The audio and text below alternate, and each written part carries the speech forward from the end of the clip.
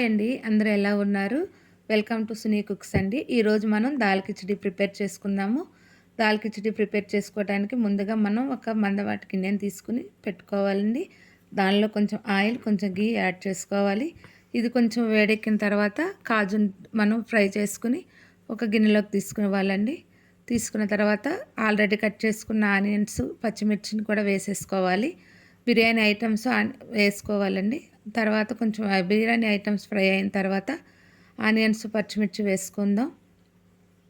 Already అవి fry అయినాయండి. ఇప్పుడు బిర్యానీ పచ్చిమిర్చి, ఆనియన్స్ కూడా వేసుకున్నాం. అవి కొంచెం ఫ్రై అవుతుండగా పుదీనా, కొత్తిమీర కూడా వేసుకుందామండి. ఈలోపు ఇవి ఫ్రై అవుతున్నాయి కదండి. పక్కన ఒక గిన్నెలో నేను ఆల్రెడీ బాస్మతి రైస్, ఎర్ర కందిపప్పు కలిపి రైస్ ఒక గ్లాసు, హాఫ్ గ్లాసు కందిపప్పు తీసి కడిగి సోక్ చేసి పెట్టుకున్నానండి. పక్కన పెట్టుకున్న గిన్నెలో 3 గ్లాసెస్ వాటర్ తీసుకోవాలి. 2 గ్లాసెస్ ఏమో ఫుల్గా తీసుకోవాలండి. ఒక గ్లాసు కొంచెం తగ్గించి తీసుకోవాలి. అదే ఆ వాటర్లో కొంచెం ఆయిల్, కొంచెం ఘీ వేసుకుని సాల్ట్ వేసుకోవాలండి. అవి వేడెక్కుతుండగా ఈలోపు ఆనియన్స్ ఫ్రై అయినాయి కదండి. అందులో కొంచెం కొత్తిమీర, పుదీనా కూడా మనం వేసుకున్నాము. ఇవి వేగుతుండగానే కొంచెం అల్లం వెల్లుల్లి పేస్ట్ కూడా యాడ్ చేసుకోవాలి.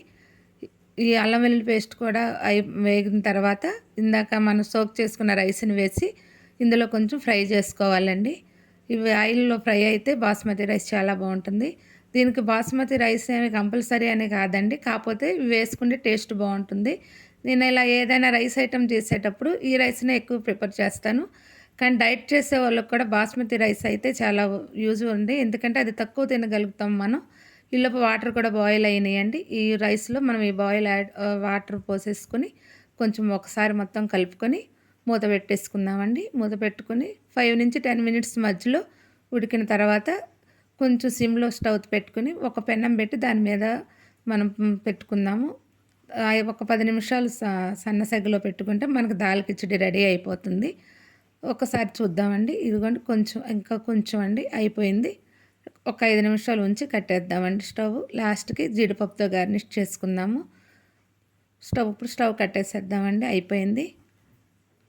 చూసారండి, వేలు దాల్ కిచిడి రెడీ అయిపోయింది.